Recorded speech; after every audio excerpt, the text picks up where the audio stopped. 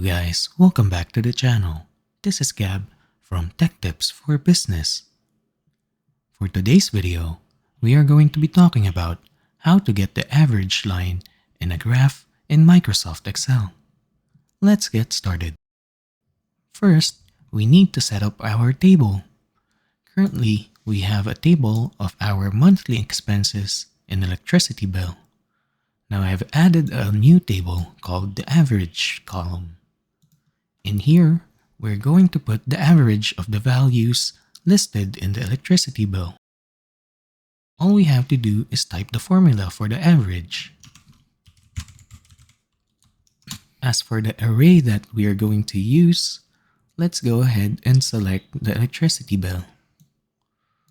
Just remember to keep an absolute reference for our values, since once we copy-paste this information, we're gonna have to be consistent for all other items.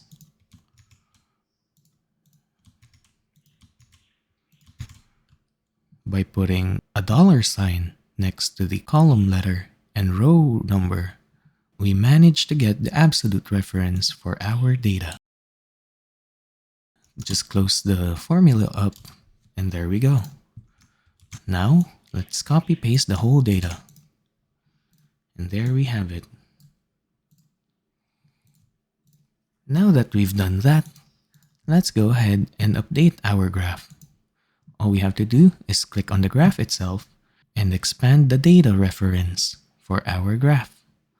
You can do so by selecting one of the blue boxes in the corners of our array. And there we go. Right now, it doesn't look like an average line, but don't you worry. We can easily fix this part.